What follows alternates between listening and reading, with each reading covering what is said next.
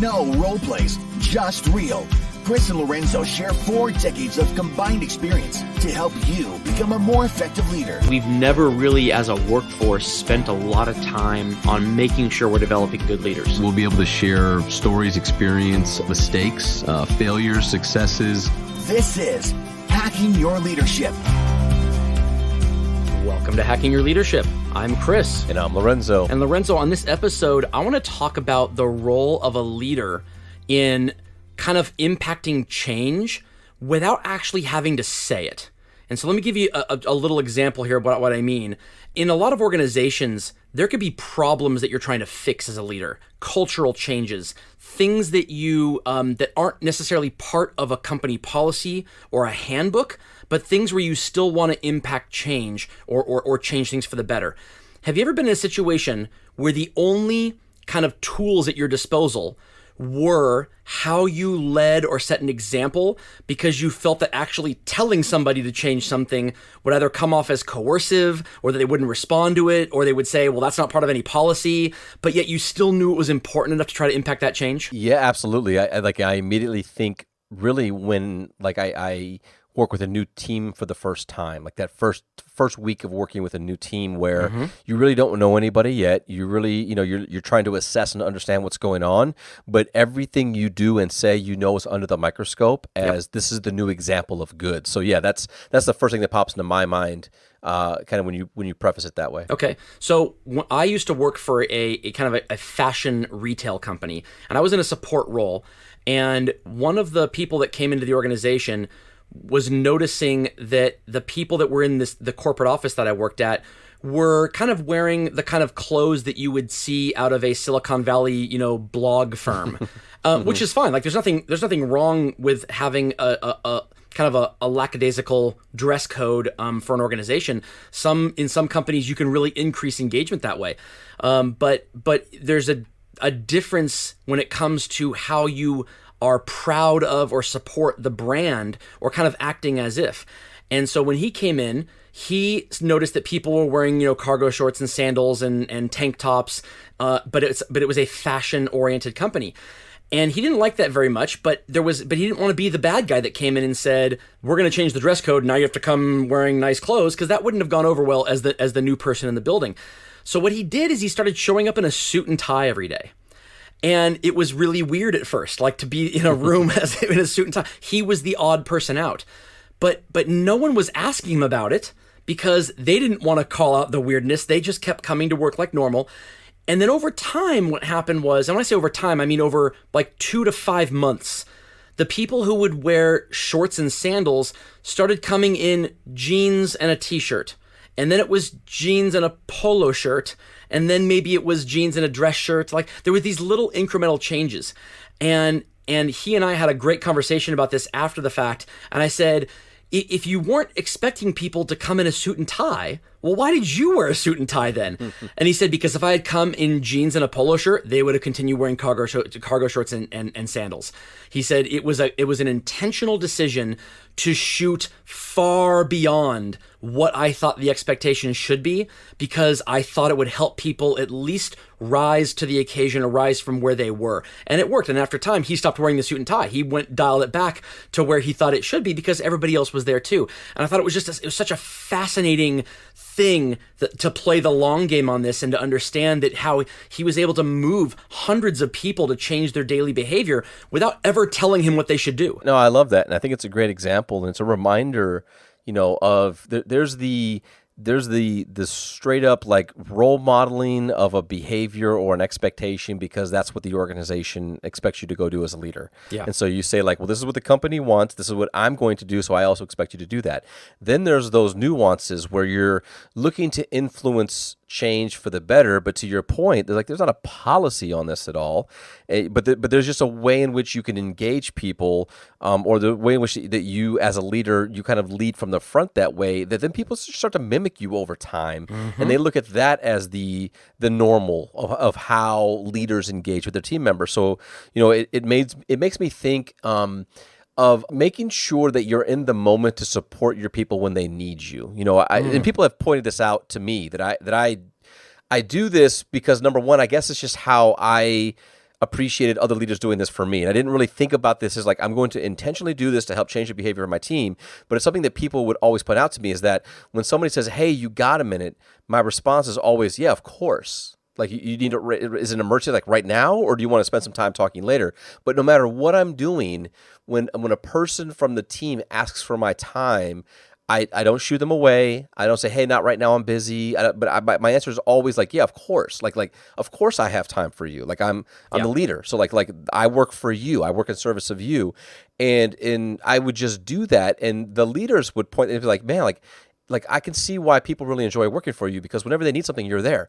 Now, I might have not done anything yet. I might have not even talked to that person. That person might have been like, actually, yeah, but it's not important. Maybe next week. Cool, right?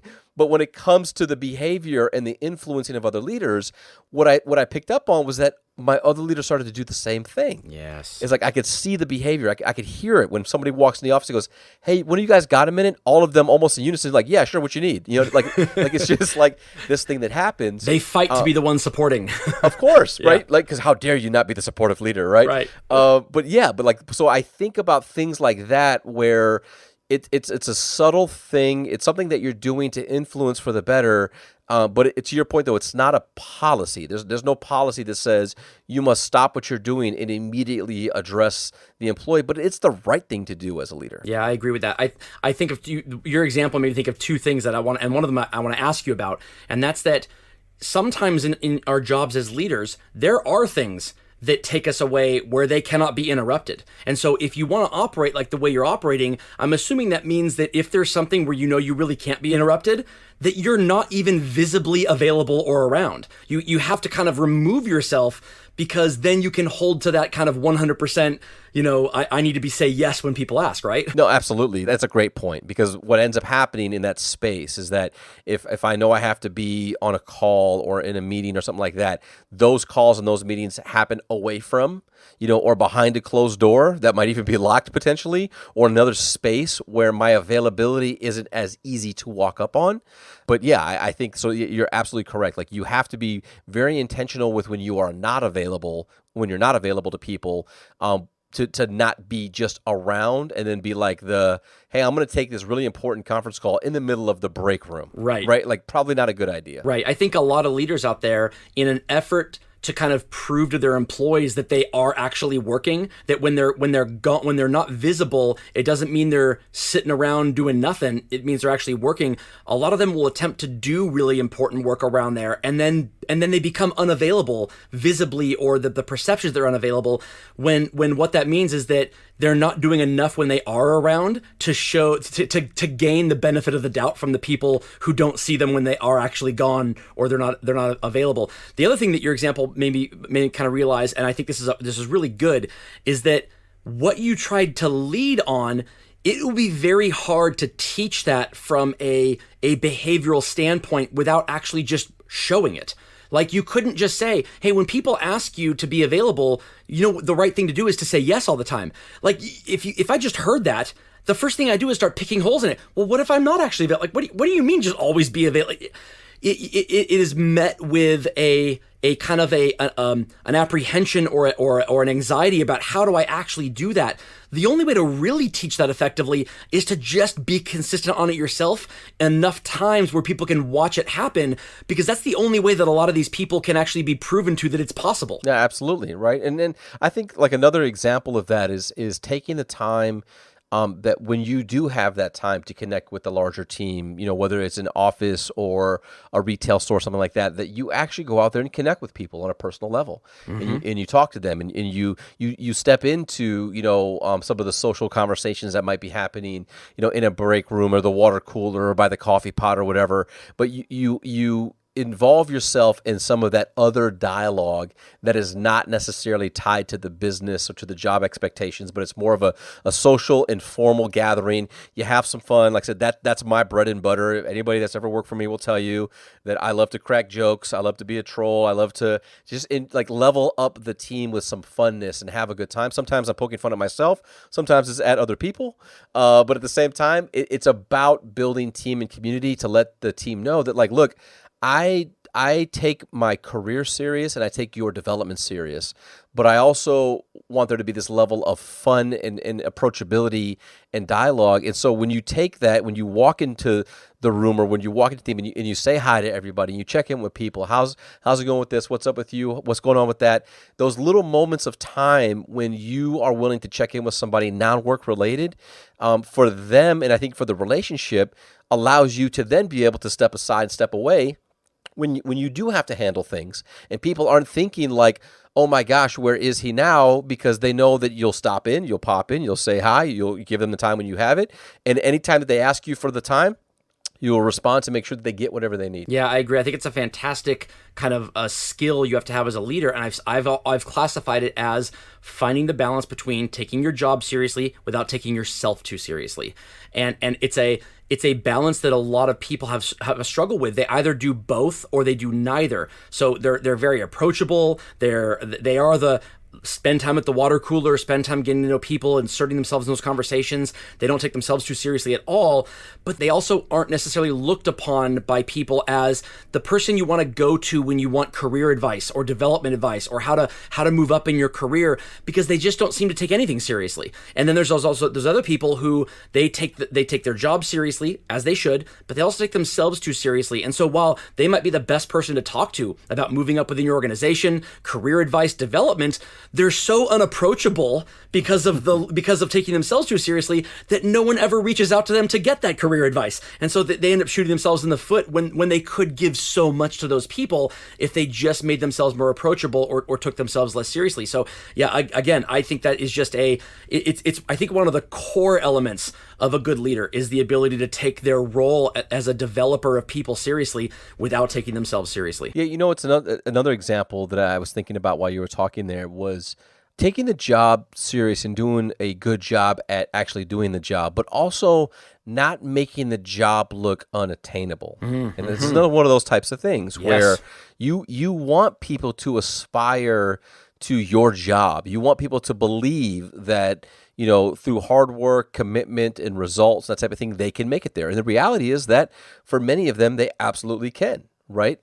But if you make the job look too difficult, if you're that leader who's always like, hey, how you doing? Oh, it's another day. It's just crazy. And all this and this and that. And like, oh, how you doing? Oh, I put in 90 hours last week. And like you make it feel like, why the heck would I ever want that person's job? Like, they clearly are overworked. They clearly have no joy in it. Like, whenever I ask them about something, it's always some crazy thing that's going on.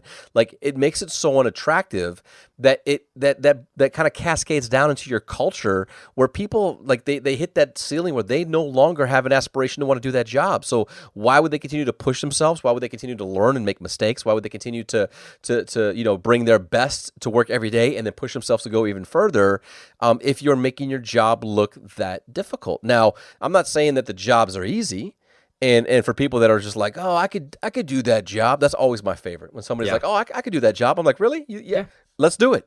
Because like I like that amount of perspective, that amount of experience, that those aha moments for people is so critical to their career and understanding.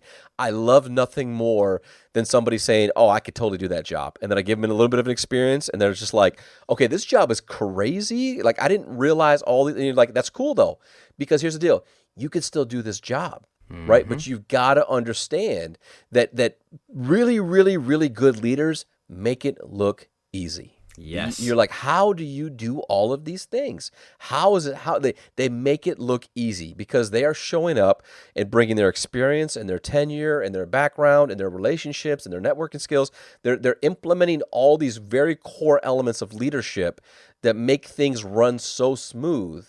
But until you get into that space, you don't realize it. And so like that's when you know that you really got some great leaders. And you and I have talked about it. You've got people and you've got leaders that are just beyond their prime because they choose to be beyond their prime. They've gotten comfortable. They've gotten complacent. They're just there.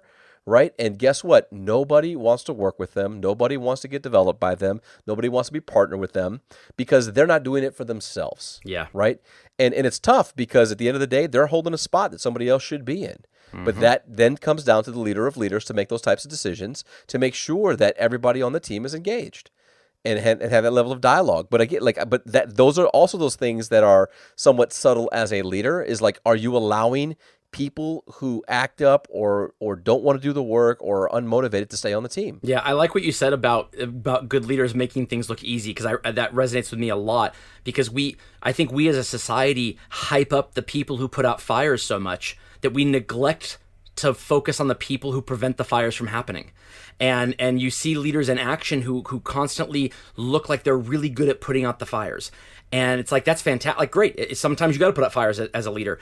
But if you know your people and you know how to utilize, to your point, the networking and the leadership skills and the relationships you have, how to leverage those relationships, how to make sure that you focus on raising up other people, what you end up getting is this really clear vision, almost like this hyper acute vision of what's happening around you.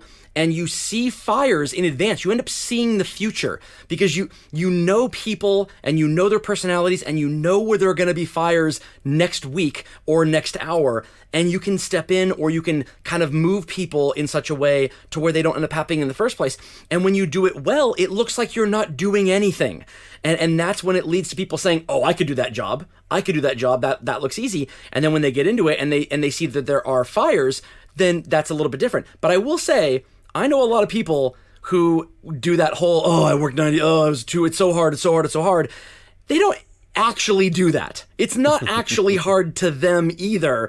They're just trying to convince people that it is, because they're afraid of their job looking so easy that it looks like they're not working anymore. And I think it belies a lack of self-confidence, number one, but it also, I think it means that they don't put enough faith and trust in their team and in the relationship that they should have built with their team, to where their team members aren't going to judge them. Like, if your team looks at your job that you've done easily and it looks like your job is easy, if their interpretation of that is that, why is he doing that job? It's so easy. Why do we even have that job? I think it means that you haven't done enough to show what leadership actually is. If you've done a great job of building up relationships, then a person should say, I can't believe Lorenzo makes that job look so easy. I know it's involved in it. That looks so good.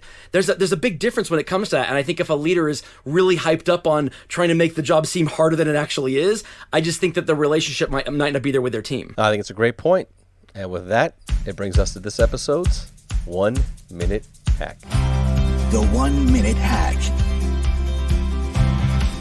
All right, for this episode's 1 Minute Hack, I'm going to have you play a little game of charades here. The next time that you're trying to impact change on your team, I want you to think about the ways you can make it happen if you weren't even allowed to tell them that this was the change you wanted to have happen.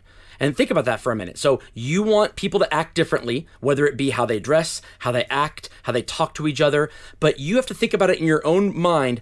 I can't tell these people that this is what I want to see happen. I have to go about it other ways. So it's like that game of charades where you can't say anything. You gotta use your actions to go about it. And write down the behaviors that you would model, that you would actually have to do, and how to make them visible enough to your team to where over time you can still make that change happen. Any type of policy or change or behavioral change, any type of change that you want to make happen, it will be significantly more lasting, and you'll get significantly more buy-in from your team if you can make that change happen in that way versus telling them to do it. Because even if your team trusts you and they listen to you and they'll do what you say, there's a level of buy-in that you'll get from them actually feeling like they did it on their own versus you actually telling them how to do it. Yeah, I think it's a great 1 minute hack. And, great storytellers know that you show them, don't tell them. Mm-hmm. And I think it's the same exact kind of an idea here. I love the practice of considering what behavioral changes would you have to commit to as a leader to subtly influence the behavioral changes of others without just saying, do it because I said so. I think it's a great practice for a lot of different things. Even if there are expectations of things that you want, that the company expects from you or your team, sometimes that ability to think about what else you can do besides just tell them is critical to having a great culture. Yeah, and I'll add to this too. Sometimes there is a rule about it. but it's been unenforced for so long that you'd still be the bad guy by just trying to enforce it now. And so I think it's important to use this practice even when there's already a rule in place. If the team has slowly gravitated away from following whatever that rule is, it wasn't something that happened overnight. It wasn't a revolt. It was just over time we just stopped talking about it. And when that happens, there's no way for you to bring it back by just saying, oh, here, look, it's in the handbook. It's a rule. We got to do this now, unless it's something, that would put the company at risk legally or safety and stuff. But when it comes to these cultural changes that are written into rules, you need to figure out how to impact them behaviorally as opposed to telling people. Absolutely. And with that, it brings us to the end of this episode. This is Hacking Your Leadership. I'm Lorenzo. And I'm Chris. And we'll talk to you all next time.